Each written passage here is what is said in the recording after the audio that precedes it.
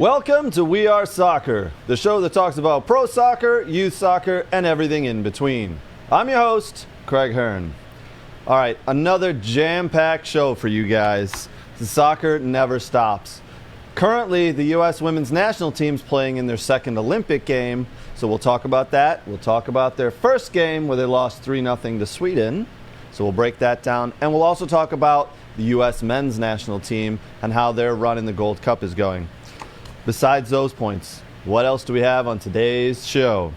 All right, we're going to play Buy or Sell, and then we've got some jerseys and kits that have dropped in the past week or two that we're going to highlight and get your guys' thoughts and kind of let you know how they look and how this might play out with some of those fun jerseys. So stick around, big show today. Lots of other news. Breaking news this morning, as well as from the Premiership, Ole Gunnar Solskjaer has extended his contract to 2024 with Man United. So we'll touch on that for a little bit as well. Right off the bat, big thank you to our sponsors and friends, Detroit City FC, Michigan Jaguars FC, Tim Merritt and Ross with Ross Mortgage, Superior Family Dental, and Aaron and Next Level Training. All right, lots of stuff, jam-packed show. Who do we have with us? Today, we have Nate back on the show with us. Thanks for joining, Nate. Appreciate it, buddy. Welcome back. Thanks for having me, as always. All right. It's always good to have Nate on the show. I've received a little bit of feedback. One or two people really like you and think the banter we have is good. That's weird. One or two people think you're only on the show to show off your arms. That's true. I did not expect that to go that way. But I mean, I'm just honest on a morning. It's rainy. I had to be, tell you the truth. It is a rainy morning here in Metro Detroit. Wherever you guys are in the world, hopefully it's a little nicer than what it is here. All right. So why don't we just jump right in? The U.S. women's national team, they're right in the middle right now of their second game in the Olympics over in Tokyo. So Olympics 2020, Tokyo 2020, I believe it's called. Currently, the team is up 1-0. A nice goal, a really nice worked goal. Could be 3 or 4-0. They've had 3 goals called back for offsides. U.S. just can't seem to stay on sides. This comes on the heels of their first game against Sweden. Sweden, I mean, there's no bones about it. Sweden were the dominating team. They dominated. They won 3-0. The score really could have been a lot worse than that for the U.S. For me, the Swedish team took advantage, just out-coached, outclassed, outplayed, out-hustled the U.S. team. Every time Sweden wanted to get down the wings, they got down the wings, they got a cross in. They, in the middle of the field, clogged up that middle of the field. The U.S. had no answers. Every time Sweden got into the U.S.'s box, it looked like there could be a goal happening. The U.S. just, like I said, seemed stifled and kind of out of place. They seemed like they thought they were going to roll into this game and win it. They were on the heels of a 44-game unbeaten streak, 23 games with the new coach. I think they just thought they were going to show up and win this and probably walk away with the tournament. That wasn't to be. As we said, Sweden won 3-0 in a really good game for Sweden. And the more the game went along, you just couldn't help but root for Sweden, to be honest. And I don't want to root against the U.S. national team. But Sweden, man, they just looked like they wanted it more. They had younger players. They had a plan. They stuck to their plan, and they went out and watched it. Yes, I did get up and watch that game at 4:30 in the morning because I'm a bit of a soccer nut. Hence why we have a soccer show here. Nate, any thoughts from that game from you, my friend? I did not watch it at 4 a.m. I invested in this thing called DVR. It's amazing technology. Craig, you might want to look into it. From the aspect of the women's game in general globally, I think the era of the U.S. women's dominance is going to be coming kind of, I hate to say to an end, but there's going to be a struggle. And where I'm coming from that standpoint is FIFA has now invested more money in the Women's World Cup. They've been upping it because they know that they can grow their market that way. And as they invest more money, the other global federations are now looking at this going, we can bring in more money for our national team if we do well. And so now that the prize money has started to increase, and some of these clubs like United, Chelsea, the bigger English clubs, and soon other clubs around the world realize that they can tap into a new market and market their club more and make, again, more money. It's a marketability thing. They're going to throw more money and invest more money in this game. And as that happens, what they know how to do is going to then translate. The coaching will get better, the facilities will get better, and they will start to catch up, or have been catching up. And that's, I think we're starting to see a little bit of that leaking through. Yeah, I think I'll hit upon that point. I'll agree with you there, Nate. It's the women's game has come a long way, Yep. even in the past 10 years, right? Where 10 years ago, 15 years ago, we were used to seeing the U.S. women's national team just, beat other teams to a pulp.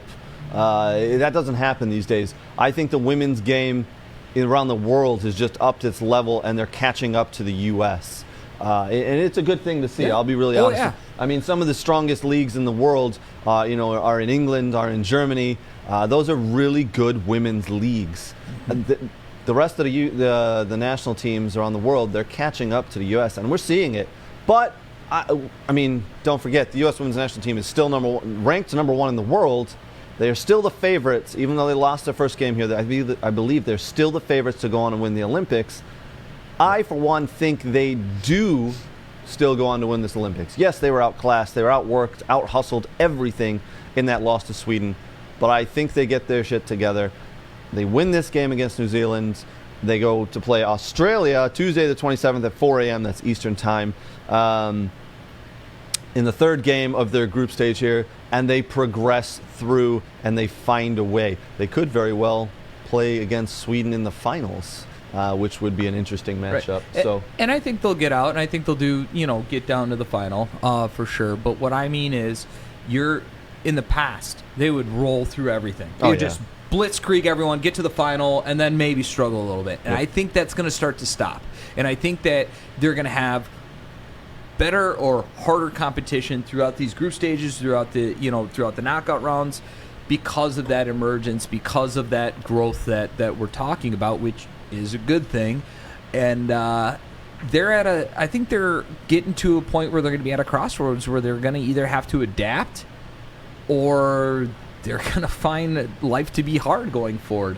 And we'll see what happens. And honestly, I don't hear or see much adapting. I hear I hate to, bash my own homeland, the whole American pride, we're the best, we're the best, we're the best. But the reality is you either adapt or you start to die. And I'm not seeing much adapting. I'm seeing a lot of, hey, we're the women's national team. We've been the best at this for so long. We're naturally still going to be the best. And that is not a good mindset to have in general. I agree. Well, I with the new coach, I think once some of these older players kind of depart, probably after these Olympics, Rapinoe, Morgan, Carly Lloyd, once those players kind of step away, I think he will be able to make this more of his own team, and he will be able to, for lack of a better term, get rid of some of that arrogance that has come along with it. I think the younger players who are waiting in the wings, Jalen Howell, Macario, those players are hungry, and they're not going to have that arrogance when they step into the national team once those older players leave. Well, hopefully the coach is able to stay, because if he stumbles at all, he's just going to be blamed, and he will be fired. Yep, and that's an unfortunate thing, right, wrong, or indifferent. He's in a no-win situation. No-win situation. Nate, you and I were talking before the show. If the U.S. wins the Olympics, it's probably going to get all the credit's going to go to the players, the older players who helped see them through. If they lose the tournament, it'll fall on the coach. Correct. You're right. Antonovsky's in a no-win situation. I do want to hit upon something. While it occurred to me while I was watching that U.S. women's national team game versus Sweden the other night, early morning, I've never been a huge fan of women's soccer in the past. I'm really starting to get into it in the past year or two here. I will say, for my money, it is a much purer aspect of the sport. It was really enjoyable to watch two teams play, and there wasn't any diving, there wasn't any feigning, there wasn't any trying to deceive the referee. There wasn't time wasting. it was just pure soccer. It was great to see. Even there was it really struck me, and I think around the 75th minute, and I think at that point Sweden were up 2-0. There was a foul. The Swedish girl, she ran over, she got the ball, she brought the ball back, she set it, and she took the free kick. Now, if that was a men's game anywhere in the world, you're up 2-0, and there's a foul, you're going to go over, you're going to touch the ball, then you're going to walk away, and you're going to let your goalie take it, or you're going to let someone else walk up, so you've wasted a solid 30 or 40 seconds. And I just started to watch it a little bit more, and I've watched a couple of these other women's games. This women's soccer is just a more pure form of the sport. They are 100% let's play, let's go at it, let's be hard, let's have fun. There's no deception, there's no anything, there's no time wasting. It was really enjoyable to see. If you guys are watching these Olympics for the women's side, go ahead and make sure for a few minutes you watch and keep that in the back of your mind. The game becomes really enjoyable when you see that, right?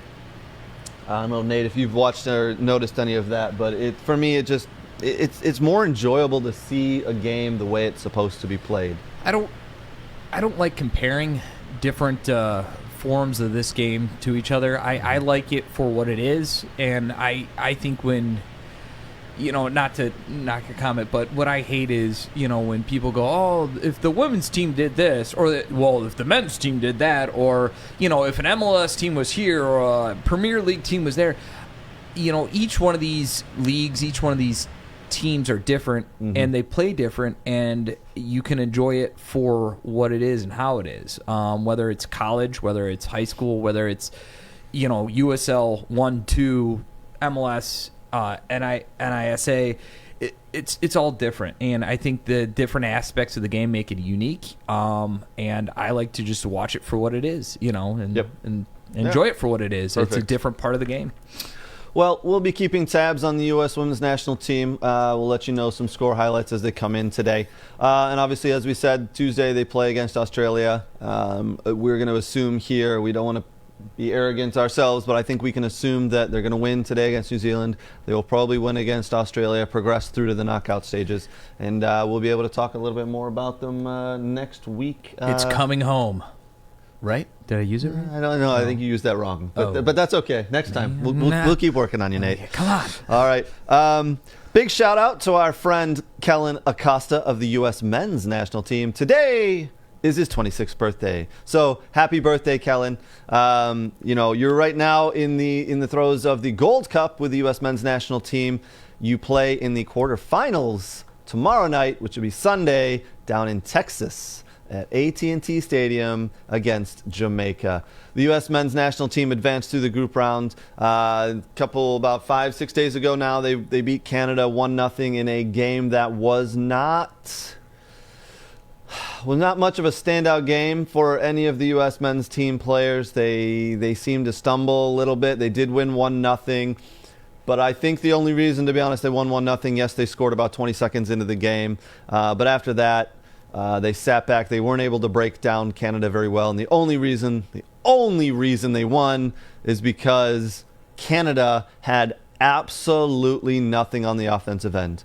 Their final third was terrible. They couldn't find the net. They couldn't do anything. That game could still be playing now a week later, and the score would still be 1-0, I think.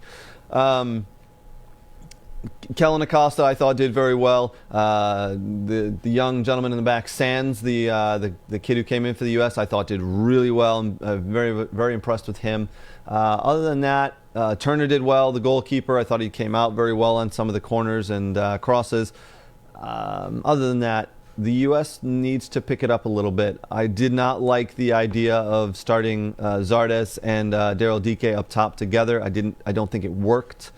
Daryl Dike, I do not want to say he had a poor game. I've seen him play better, but as a striker and a striker of his nature, he's not going to do very well if he's not getting the service. He got no service. He was constantly defending, constantly told to hold the ball up, and when he held the ball up, there was usually only one option for him. It was a bit of a tough game for the U.S. men's national team. I don't think they got the tactics right. I think Greg Berhalter is going to have to go back to the drawing board. And now, as I just said, they play in the quarterfinals against Jamaica, who are no slouches. Jamaica have some players. They have some big boys in the back who will come up on free kicks and come up on corner kicks, and they could cause some problems for the USA. Should be a good game tomorrow. Nate, any thoughts on the game against Canada and then the upcoming quarterfinal matchup? I loved Miles Robinson. I thought he was great as a center back. I loved his pressure. I think at one point he cut off like 2 passes in a row, just like back to back within seconds. It was really, I thought he did great. Again, I think Berhalter, and I'm still on the fence. I like what he's doing in that he's bringing on all these new players. I think there was like 42 new players throughout the time that he's taken over that have started, which is awesome. So he's really growing the player pool. And I think from an aspect of, was win, lose, or draw with the U.S. team going forward, I think this tournament was a success for them to get some of these new guys out before World Cup qualifying and get a look at them. Yep. So from that aspect, great job. From a coaching, actual game management aspect, he was outcoached by the Canadian coach again. Absolutely. This was the second time this dude was outcoached by the Canada coach, who had to make some adjustments due to injury, and Berhalter had no solutions for what was going on. Yep. And yes, he's very lucky they got a win. I hate to say that. Yeah, a win's a win, but they turned over the ball twice that I saw in the attacking third that should have led to goals. At least, though, I mean, they did it more than that, but 2 times specifically should have led to goals. Canada messed it up themselves. Not that U.S. recovered and was great. I don't know why we're glued to Zardes starting. He's started 2 out of 3 times in this tournament, and the 2 times that he started, they've only were able to score 1 goal. The 1 time he didn't start, they racked in 6. He's just not. I don't think he's doing it. And if you're going to play him, maybe play him wide. I know that sounds crazy, but you're lacking wide midfield players. You could do that there. But as a forward, get him out of there. It's not working. It's just not working. Yeah, I agree. It wasn't working. I do like Shaq more wide, but I do like Zardes wide. That's a great idea. It's a great option. And I would like to see them play with DK up top by himself. Yep. But he's got to get service. And if you have wide players like Shaq Moore, if you've got wide players who like Zardes who can get out there, use their speed and get some crosses in, then DK becomes more valuable because he gets the service. And all you want to do is put float balls into the box and let him put his head on it, right? He's going to score most of his goals with his head. So I agree 100% with you. He's outcoached by the Canada team there. Stop playing Jackson Uville. I don't until he and I liked him in the Olympics or the qualifying. I thought he was the one of the players that stood out. I was excited to see him in this Gold Cup, but he has done nothing. Yeah, I agree. Nothing. He's got to sit the bench there. Oh. As I mentioned earlier, I'm a big fan of Jamie Sands, the kid that came in. Oh, yeah. He's a New York City FC player. I think he has a real future with this men's national team, and I can see him, if he keeps the progress he's got right now going, I can see him making a move somewhere, and I hate to say it, away from MLS, but to a bigger league. Villa. I would take him. The Villa looking for a backup center back, so I would definitely take him. I really did like the way he played. Kellen Acosta, he was kind of overrun a little bit in the middle. Canada just controlled possession. They had more players in the middle than the U.S. knew what to do with. So not really a standout game for him, but it wasn't bad overall. Again, the U.S. needs to get the tactics right, because now they face Jamaica, who are very quick, very deceptive, and they got some big boys in the back, man. I tell you what, they got some 6'4" center backs who can come up and really put their head on the ball. So U.S. needs to get their tactics right for this quarterfinal game. Not only is this a big game, I think U.S. need to dominate against Jamaica, because once the Gold Cup is done, coming up in September, there's 3 World Cup qualifying games for the U.S., and Jamaica is one of those games.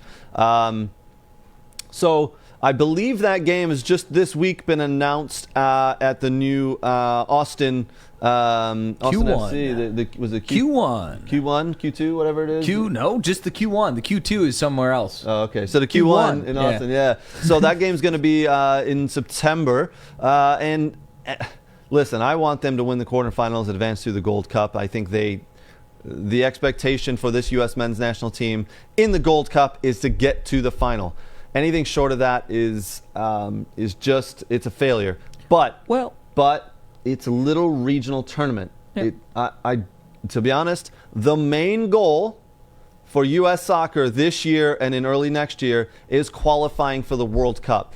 If the U.S. men's national team does not qualify for the World Cup, this will devastate soccer here in the U.S. Because let's think about it. We missed out on the last World Cup. We missed out on the Olympics.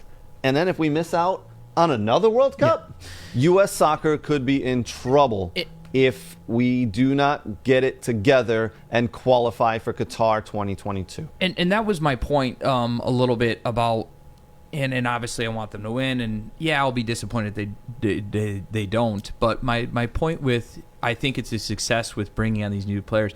Did you know who Sands was before this tournament started? To be honest, I did not. No, maybe some like MLS fans are like, "How'd you not know?" Okay, but we never knew how he was in a world or in a national team. But now you know, and that's the point of some of these regional tournaments, is not only just to win and do well, but to give these players a chance.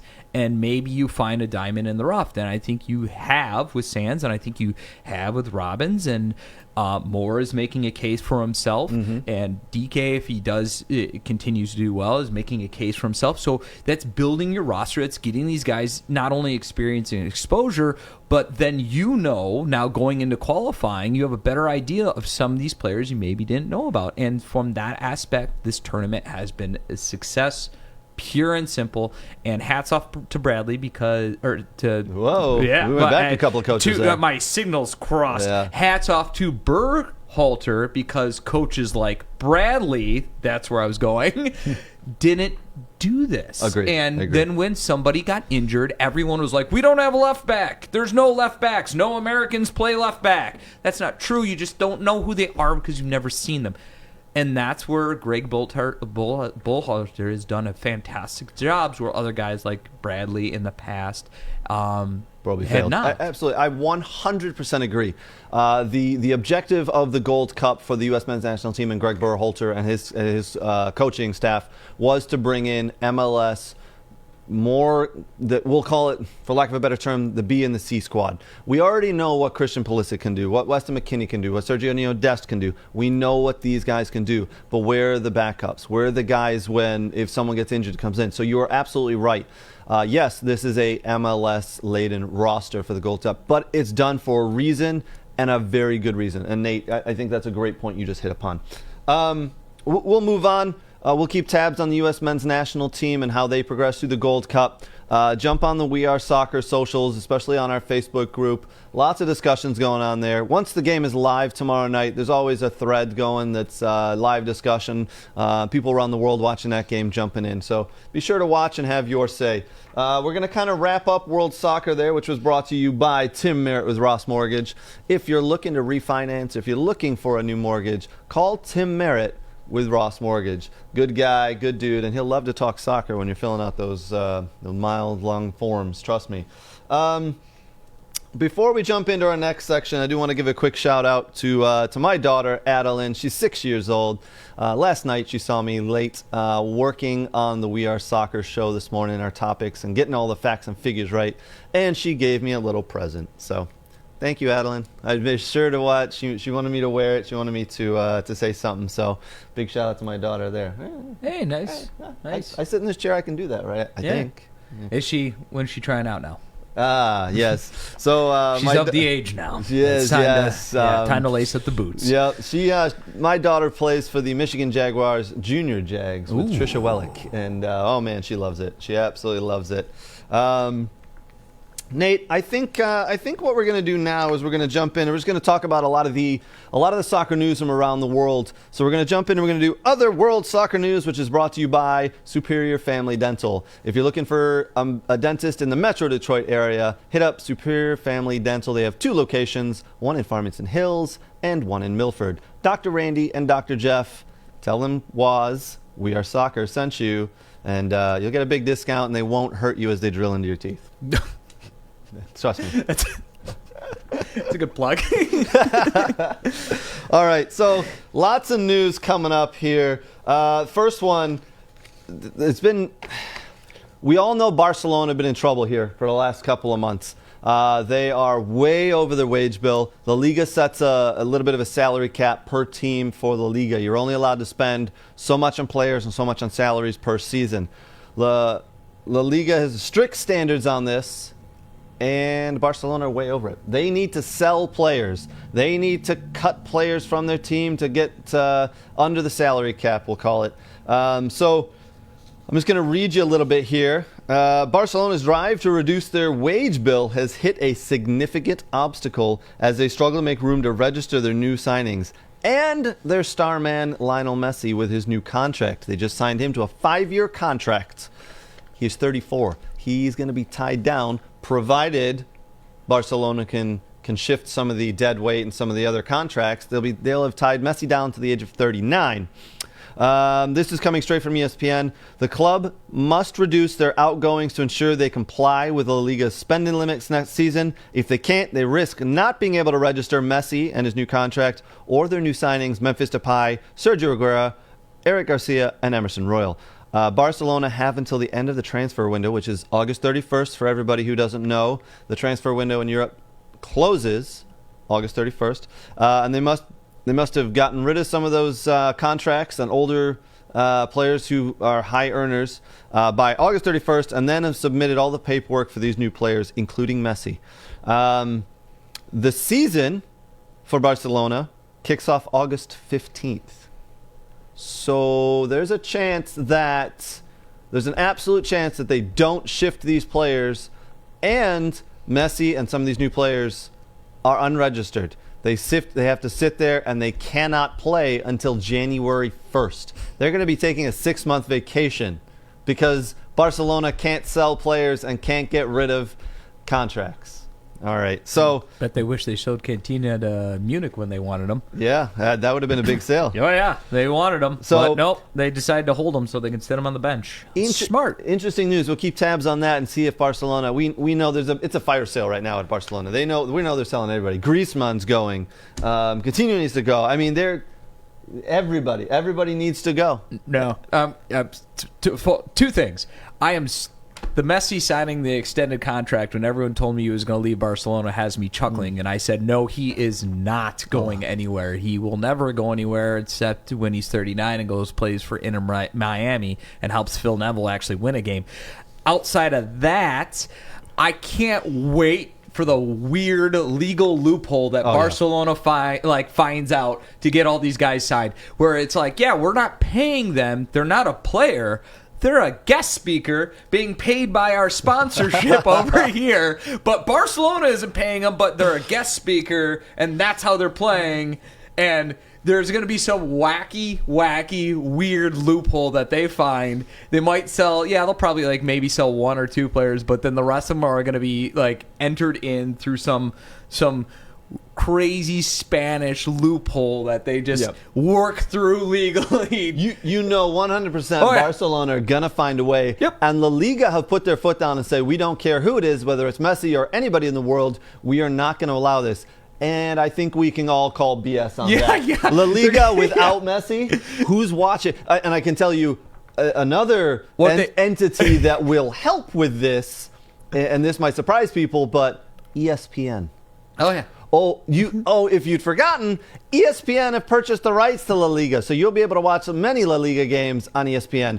Do you think anybody wants to click in and watch La Liga games without Lionel Messi? I don't think you finished the quote, though. La Liga said, we're not going to allow any of this to happen until we get the big sack of cash and through the back doorways in order for this to happen. That was actually the full quote. I must have stopped reading. It went down to, it was the text went lower and smaller as it went on because they got it quiet. became legally.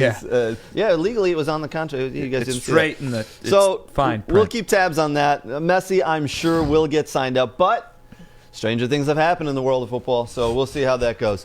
Also completed this week was must be the longest transfer saga in the history of the sport.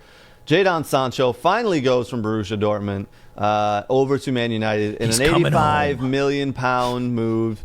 I did see the debate last night that Man United have said he's coming home. He's He's home. not from Manchester. He's actually from London, and I think what it means is he's coming back to England. Nobody knows. Nobody knows, though. He confused everybody. English people, American people, Germans, everybody was confused.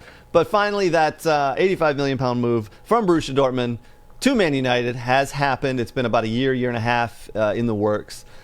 We do know that approximately £12 million of that money is going to Manchester City.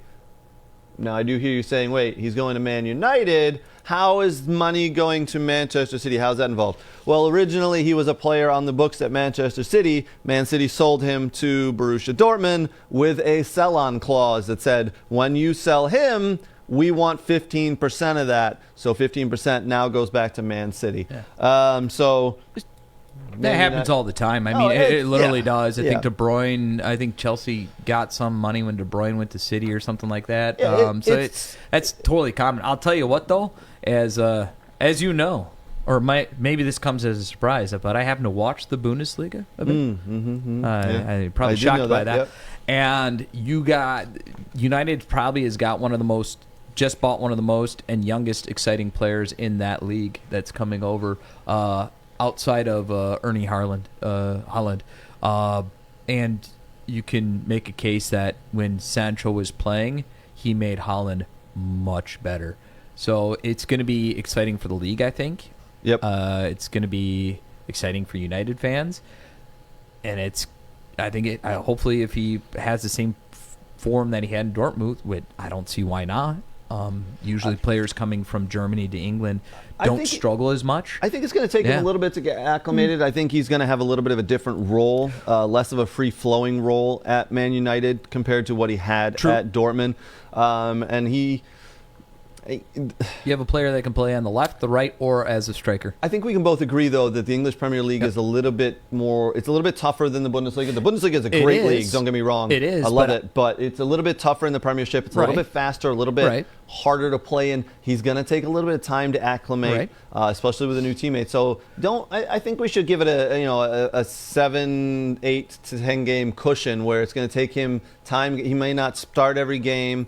It's going to take him a little time to get acclimated. For sure, but I can draw a lot of straight lines from many players who did very well in the Bundesliga, who then went over to the Premier League and continued that form. Oh, yeah. For sure. And it's up and down. And I think I don't know the numbers. I'm just going off the top of my head. I think the success rate of players making that jump who were very good in the Bundesliga have been also very good in the Premier League, up and down. Agreed. De Bruyne was one of them just brought on. Sané was one of them. There's more than that.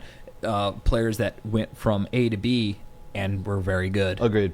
And there'll be a lot more, in my opinion, coming over because the Bundesliga is becoming a very good league to develop. It is a very good league. It is a very good league. It is. It's becoming. It has become a very good league, and a lot more players are developing over there.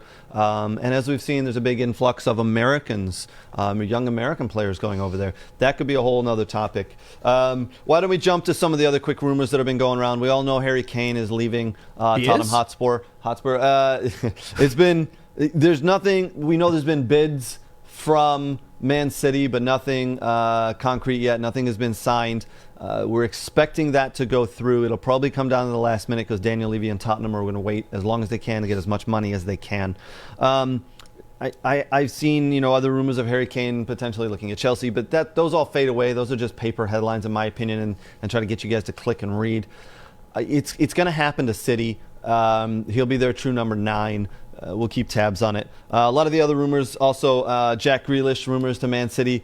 Already gone. Apparently, everybody's already saying it's already done. I think, in my opinion, that rumor has really come out and has gotten started by Man City. I think they are starting the rumor about potentially purchasing Jack Grealish for £100 million in order to get Daniel Levy to stop negotiating with them over Harry Kane and just give in and sell him quick to make sure that Man City doesn't lose interest and then go after Grealish. So It's paper headlines. Jack Grealish has one of the biggest names in world football at the moment.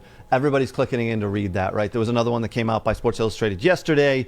Jack Grealish has agreed personal terms with Man City. It's not. I don't know if it's true, but I'm gonna really say that I'm 99% sure that that's not true.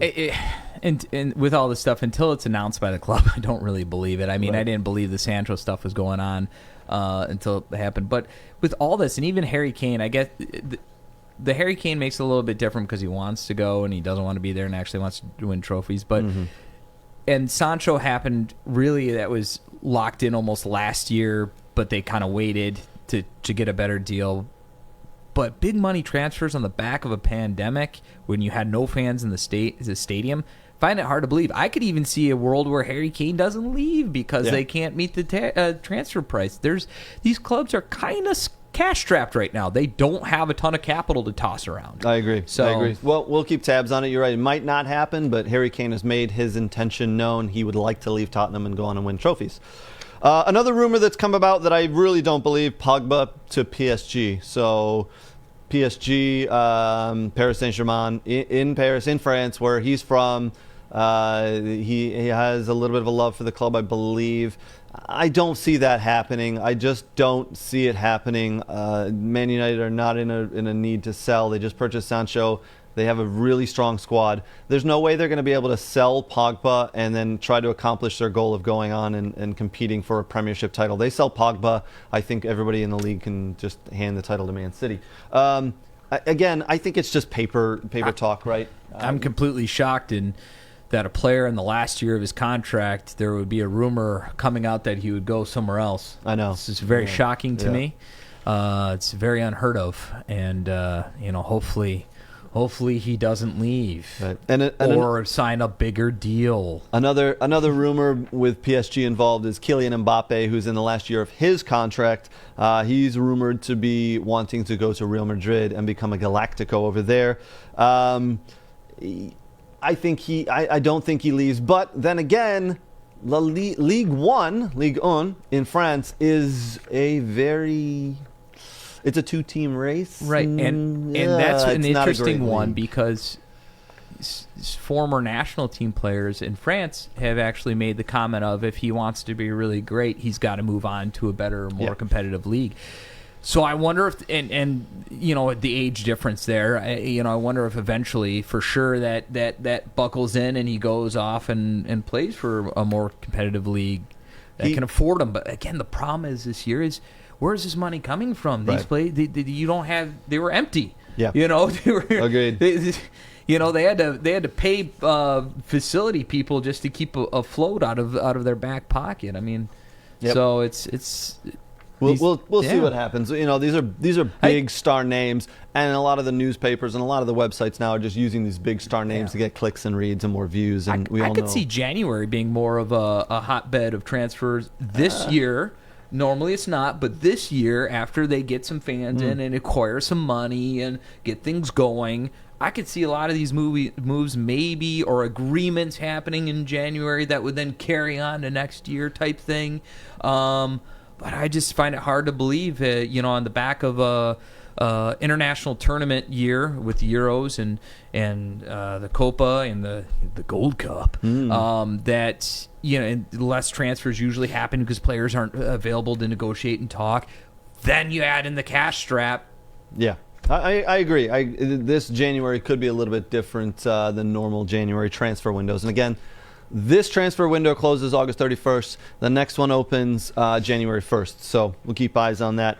Other news that came out this week, Christian Eriksen would need to have his defibrillator removed in order to return to action at Inter, says Italy's Technical Scientific Committee. Obviously, we all know he suffered a heart attack on the field in one of the first games of Euro 2020 for Denmark there. They had to restart his heart on the field. They got it going. He has since had a defibrillator put into on his heart there, and in order to play with Inter and at the top level, they're saying that the defibrillator would need to be removed. I'm not a doctor. I'm not going to pretend to do anything or know anything about this, but that's kind of sad news. Hopefully, there's something else that can be done. I know Daley Blind plays with a little piece attached to his heart. I'm not sure if it's a full defibrillator. I don't know. I don't know. I just hope that at some point, if he wants to play at the top level and can play at the top level, he is able to, and this won't hold him back. So we'll keep eyes on that. Nate, I'm going to ask you if you can. Adam, can you pull up the Bundesliga fixture, the little red one? Yes, the simple chart. I want Nate to quickly explain the Bundesliga fixture. It's self-explanatory. No, I looked at this thing and recognized that I didn't have even enough degrees of education to understand this. This is what don't you get? So I swear to you, I looked at this for a solid 10 minutes and went, what the hell? No, it's self-explanatory. There's the fixtures, there's the games, there's the numbers. What don't you get? You explained it to me a couple of weeks back, and I've already forgotten because go ahead. So tell me. This is the most beautiful and most German thing I've ever seen in my entire life, and it warms my heart as I look at it because I know nobody else gets it. Nobody. But I got it instantly, and it was just because it is very German. Yeah, but it's awesome. So what you have there is basically the home and away games, and then you have those numbers are match days. So it's a fun little game. So you go. Let's take the best team in the whole world, Stuttgart. It's kind of cut off. It's toward the bottom, but we'll do match 2.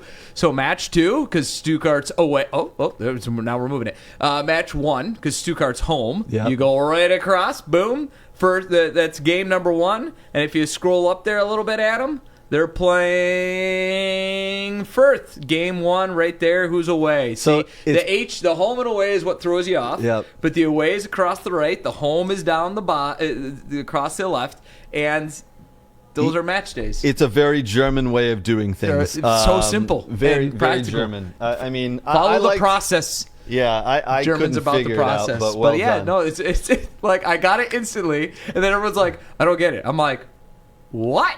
Yeah. But yeah, that's how it is. It's a unique way of doing it. I've never seen it done like that before. No, neither have But I. they listed the match days. All right. Well, home and away. Put it on one little. Now you got the whole match. It's right there. Love it. Right It's just so German. Just so very great. German and organized It's beautiful. and clean. Before we jump into other news presented by Next Level Training. Excuse me. I'm wondering, Aaron, if you could play the Next Level Training clip that we have. We're going to show you Aaron Bird, Next Level Training, and what they're all about, and then we'll come back and talk about other news, and we'll show you some cool jerseys that we found and kits that have dropped this week. All right, let's go ahead and play that.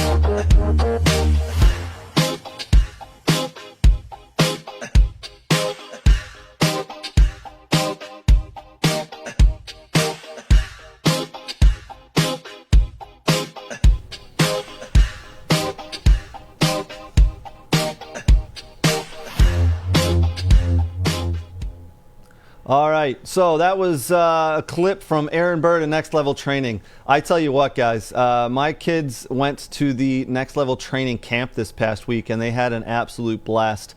There was a lot of kids out there. There's no one who does camps and training better than Aaron and Next Level. And I'll give you 2 names. Jalen Howell, who's a U.S. Women's National Team player. She will be a mainstay in that U.S. Women's National Team for a couple of years. She right now is finishing up college at Florida State. And then Kellen Acosta. Both Jalen Howell and Kellen Acosta plays for the U.S. Men's National Team, train with Aaron Bird at Next Level Training. If you are in the Metro Detroit area and you are looking to get training for your kid, or if you're looking to do training, go to Next Level Training. I'm telling you, there's no one better. All right. you may have noticed. What just happened? You may have noticed I have I've switched shirts. What just happened here? I love to do costume changes, and here's one for you guys. So we're going to talk about some jerseys and kits that have dropped in the past couple of weeks here. This is one I found online 3 or 4 weeks ago. It's by a club in Nisa, the National Independent Soccer Association. They play in Nisa. This is New Amsterdam Football Club. I have so many mixed emotions about that. They are from upstate New York, and they've got little things all over their jersey representing New York, New York City, the Empire State Building, and a hot dog. They got, what's this, the little blue cup that they do coffee. Their sponsor is Fruit Street, I believe. They got a old school soccer ball. That right Subway there. pass, I think, right? That's a Subway pass. Oh, the Statue of Liberty torch, the Big Apple. Yeah. So yeah, I went ahead and bought this because this is awesome. This is a really good quality shirt. I'll be honest. The only problem I have with it is that the patch, the club crest here, it's muted. It's hard to see. It's a little muted, but it's not. It's printed onto the shirt. I like to have the patch where. A little bit like that one. Stitch. You got in it. It's stitched in, yeah. I will say, when they sent me the shirt, New Amsterdam FC, when they sent me the shirt, they sent me some stickers. That's awesome. So I got a little patch of stickers. And then they sent a soccer card, an old school soccer card. That is doubly awesome. And it's from 1991, a pro set. And it's Gavin Johnson from Ipswich Town. And they actually signed it on the back, too. Yeah, so they said, "Thanks, Craig." Nice. And I was like, wait a minute, you're sending out old school soccer cards with a handwritten thank you note. Just, I don't know, man, that was class. So for $60, I was like, heck yeah, I'll buy this. And I don't know how often I'll wear it out on the street. Every day. But I'll wear it often. I really enjoy this shirt. That is class, though, that they sent you stickers and that is pretty cool. That is pretty cool. We'll be sure to tag them and show them this video because, man, I'm really happy with this purchase. Some other shirts that have dropped over the past couple of weeks here. Barcelona dropped an away jersey that is like purpley, pinkish, whatever, mauve. I don't know. Adam, do we have that? This is going to save their financial issues. I want to know how they got Megan Rapinoe to display this shirt, the away shirt. So on the left, we've got the home. Wait. Yeah, we got the home jersey, which... I don't mind. It's not bad. I didn't like it at first, but it's growing on me. I mean, it's like their classic colors and their classic design. They kind of did a little bit of a bigger cross there up there, so it's not bad. It doesn't look very good when they have the shorts because the shorts are split 50-50 down the middle of half red, half blue, so it looks kind of weird. But if they had solid color shorts when they wore that, it'd be fine. The away shirt there, the purpley thing. Oh, that's not an alternate. No, they're going to wear that regularly. I believe that's their away jersey. Wow. Yeah, okay, well, it's weird. That's a bad decision. Yeah. And then Juventus dropped their away kit this past week. And Weston McKinney was one of the guys who was displaying that. I don't know if we have that picture, Adam. I like this. I saw this all over. I thought it was nice. I thought it was great. I thought it was pretty nice. I like. Finally, a good design by nothing too crazy. Just black and making it work. I'm not a huge fan still of their new logo, but you know what? That's okay. It's a nice jersey. It's very nice.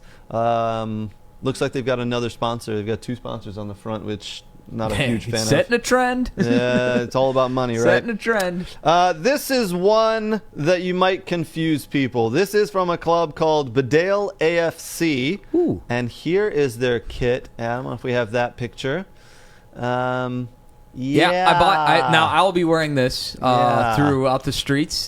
This is what I bought. So this is a lower league club in England, I believe, and they are. I like the classic look and testicular cancer awareness. This is what they're trying to do here. Yeah. So they're pretending that they've got see-through, and I think this is a little bit of a gag. Wait.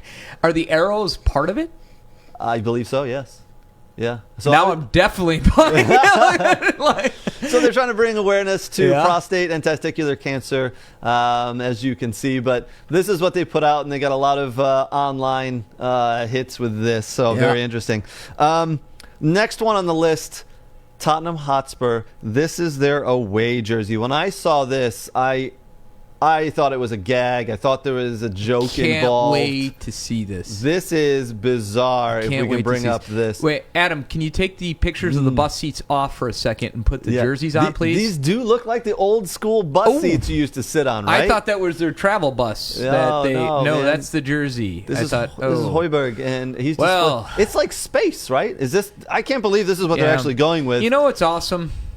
Here I thought, as a person who's not very artistic, and I thought that would hold me back from being able to design things in life. And it's good to see with some of these things that are coming out that, no, you don't need any artistic talent in order to be a designer. And it makes me wonder if I, too, could have a career of making really unique... You could. Or what some would say awful-looking You absolutely items. could. You absolutely could. Nice. Yeah. Next one on the list is one of my favorites. I'm not a huge fan of this the Villa jersey that's just come out here. The Aston Villa home kit. Never heard of Aston Villa. Who's this team? But it's nice. I've seen. I watched them play. Aston Villa played Walsall in a friendly the other day. They won 4-0. This jersey's not bad actually. It looks very nice. It looks like all the other Villa jerseys. It does. But Villa have a very traditional claret body. Yeah. Blue sleeves. I didn't say that as a knock. Yeah. It's just, if you didn't like, I'm fine with it. I mean, I like the cleaner look, and I do like their colors actually. They haven't dropped their away kit yet, so I'm holding off on which one I'll purchase. But I try to purchase a Villa jersey every year. Last year I purchased the away one. This year I haven't decided yet. We'll see what the away one looks like, and then if I purchase the home and away. Last one we're going to show you today. It's not a actual jersey. This is a training top. But Nate, I believe we have found a shirt that you can fit into. Yes. Here is the Stuttgart tank top. And heck yeah, baby. We found a shirt that your arms will fit into. Nice, finally. Yeah. Now, the prejudice against people who go to the gym regularly and soccer jerseys, the battle will no longer happen. We have now found something that the gym bros can fit into. Exactly. Thank you, Stuttgart. And actually, but their jerseys are solid this year, man. They do have some nice jerseys. They have some great looking attire, as they always do. As they always do. They might not do so good at the league sometimes, but when it comes to fashion, we win the fashion competition every year. Spoken like a true Stuttgart fanatic. Go online, look at their stuff. It's beautiful. So that was other soccer news brought to you by Aaron and Next Level Training. I think we're going to do, just before we jump in, we just want to give a quick update on the USA and New Zealand. USA are up 3-0 against New Zealand, and they have approximately 20-some-odd minutes left. Right now, we're going to jump in and do some buy or sell, brought to you by Detroit City FC. All right, so we're going to focus a little bit on MLS for buy or sell today. The other night, Nate, Seattle. You just happen to be wearing their jersey. Very nice. The Seattle Sounders. They started 5 teenagers in their game. 5. And let me read you the ages. 18 years old, 16 years old, 18 years old, 19, and 15. 15 years old.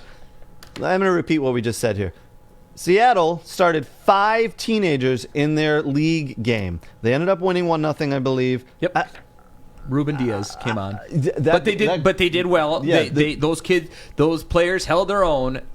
That's phenomenal if you think about it. 5 teenagers playing in one game and they won. Yep. And not just all 19-year-olds. There was a 15-year-old and a 16-year-old. That is crazy. And the story gets better. All 5 of those players came up through the Seattle Youth squad. Then they started playing their professional career or semi-professional career in the USL, their Tacoma Defense, which is Seattle's development USL team, and they just all got their first start.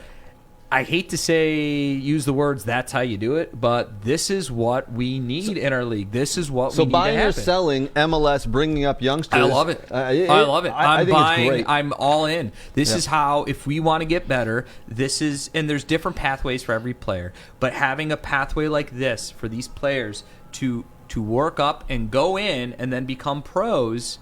And who knows where they'll take their career. Maybe they'll be national team players. Maybe they won't. Maybe they'll just be really good MLS players. Who knows? But this is the stuff we need. This is what the rest of the world does. This is true. This is great. I think it's awesome. The pathway to pro. Right. And this is how it's supposed to happen. So you're buying it. I'm buying it. I think it's a brilliant thing. I'm all in. I'm all in as well on it. Buying or selling Miami as they have lost some heavy games. I think they've lost 5 in a row. They lost 5-0 the other night to New England. The coach, Phil Neville, was brought in because he's good friends of the owner, David Beckham. Are you buying or selling the fact that Phil Neville is still going to be there at the end of the season, or is David Beckham going to can his good friend? What do you think's going to happen? I think there's a high possibility he could be canned there. So I'm gonna buy that he might be canned. Yeah.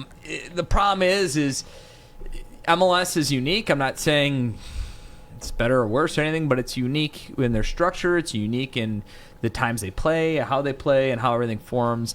And you look at the pattern of the MLS-based coaches who are used to this stuff. They do very well. Seattle's coach is doing very well.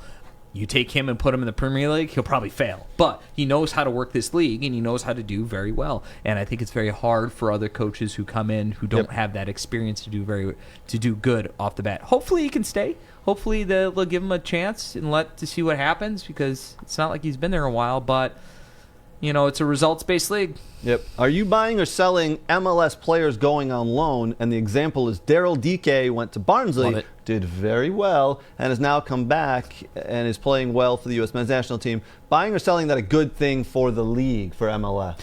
I think it's a good thing. I think it shows that when your players go away and can perform in other leagues, it shows that your league isn't that bad as bad as maybe people look at it, and they give more eyes on it and go, this is all right. Then hopefully they get sold, and the more cash comes in the league, and you make things better and things progress. This again, it's how it's supposed to be done. I think it helps the league where they're at now. Gives you credibility. Absolutely. I hope obviously I hope. In the future, the top players don't have to go out on loan and do this, but for now, that's the way MLS is structured, and that's the way it works. So I'm buying that as well. But in the future, I hope at some point they don't need to do that. I don't know. I have a different opinion of that. I mean, you look at Argentina League, Brazil League. You look at where do the best players in Argentina and Brazil play? Do they play in Argentina and Brazil, or do they play overseas? That's true. That's absolutely very true. I don't think you have to have a dominant, domestic league in order to perform good on a national stage. I think you have to have a well-structured one that produces players and talents and passes it through so they can go wherever. And I think that's what we're starting to get. But I don't think all your talent has to stay necessarily locally, because when you look at the better national teams, outside of Europe, they don't stay. Yep, agreed. I think we're buying on all those topics. Ka-ching! And the MLS is getting better as it goes along. I know a lot of people have some issues with the MLS, but I have my issues with it too. But I have issues with the way they're set up with no pro and no relegation. But take it for what it is in the soccer. The soccer's getting better, and I enjoy it. Can you name an American sport that's set up differently than MLS? Well, no. Culturally, that's how our sports are set up. Agreed. Right, wrong, or indifferent. Right. There is no professional league that's set up where it's not owner based. Yep. That's just how it is. And as we progress from that into our local pro soccer segment here with Detroit City FC, the kind of those two leagues, those things don't get along, right? MLS, no pro, no relegation, promotion, relegation, and then as we go down to Detroit City FC, who progressed up. The only way for them to get into MLS is to buy it in, and they probably don't want to get there. So a topic for another day. It pains me that we even have to say that, because I go back into the realm of soccer is a sport that can be enjoyed in many different ways in various different aspects, and whatever league you're watching, there is great things in there. Yep. No matter what. Agreed. And there shouldn't be a conflict in my mind. If we're trying to grow the game, you shouldn't be a conflict. So Detroit City FC, kind of on a little bit of a hiatus here. They've taken a couple of weeks off here. They get back into action this week, Wednesday, July 28th at Keyworth Stadium. They play Livonia City FC. So if you're in the Metro Detroit area and you're looking to watch some good soccer, get out and watch Detroit City FC. They play Livonia City FC this Wednesday, Keyworth Stadium. You can find your tickets available at DebtCityFC.com. Next Saturday, July 31st, they play at home again against Hamtramck FC. So hometown Hamtramck getting to Keyworth Stadium. Again, tickets, debtcityfc.com. A little bit of news from Detroit City this week. Matt Lewis is gone from Detroit City FC on loan to El Paso of the USL Championship until August 1st. It can be till the end of the season, but I believe for now it's August 31st, and Detroit City have the rights to call him back at any point. I don't know the full context behind this loan move for Matt Lewis. He's been one of the outstanding players to Detroit City FC this season. He's going on loan, in my opinion, probably to help out with 2 or 3 games that they are in the El Paso squad in the USL Championship. And then at some point he'll be called back to Detroit City FC. Quickly, I just want to mention upcoming, there is a Michigan Jaguars 3v3 tournament. So if you're in the Metro Detroit area and you are between the ages of U7 or have a child between the ages of U7 and U19 and you want to play 3v3, August 7th, Total Soccer of Wixom, $125 per team. A great 3v3 tournament is going to be over there, put on by Michigan Jaguars. You can sign up at michiganjaguarsfc.com. Lots of fun. I know if I was in that age bracket, I'd be playing. What do you mean? I thought you, Adam, and I were entering. Yeah, I mean, we just have to. I don't know how I don't look anywhere close to 19 anymore. I'm closer to. I look like I'm like 29. Let's go with that. I would buy that I'm buying that you're 18 at least. Yeah, I'd buy that as well. With that shirt. So if you're in the Metro Detroit area and you've got a child or you are between the ages of U7 and U19, go ahead and sign up. August 7th, Total Soccer Wixom. Should be a great time. I mean, I got sheets and sheets of stuff we could go on about. Unfortunately, our time is pretty much up here, guys.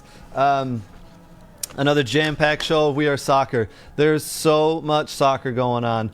Don't forget, jump on all our social channels on the We Are Soccer Facebook group. Every day there's multiple topics about soccer around the world, discussions, some arguments, but they're very good.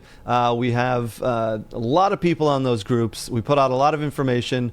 Be sure to have your say, and don't be afraid to post something and put your thoughts out there. 2 weeks until league starts, and then It's gonna be real crazy. We have a couple weeks before the leagues really start here. Qualifying. And then World Cup qualifying. I was hoping to take a vacation at some point, but I don't think that's going to happen. No soup for you, sir. No, that's not happening. So anyway, as usual, thank you to Adam and the Woodward Sports team behind the scenes here. Thank you, Adam. Very much appreciate it. Thank you again to Nate for being on the show today. Always love having Nate and hearing his thoughts. Big thank you to our friends, Detroit City FC, Michigan Jaguars, Tim Merritt with Ross Mortgage, Superior Family Dental, and Aaron at Next Level Training. They're all very good people, all very good companies. You have my word on that. Do me a favor, like I said earlier, go ahead and like all the We Are Soccer social channels. We are on Twitch. We are on Instagram, YouTube, Facebook. You name it, we are there. Oh, TikTok. We put on some good TikTok videos recently. So go ahead and like that. And for now, I think that's going to wrap it up for us, guys. As usual, cheers.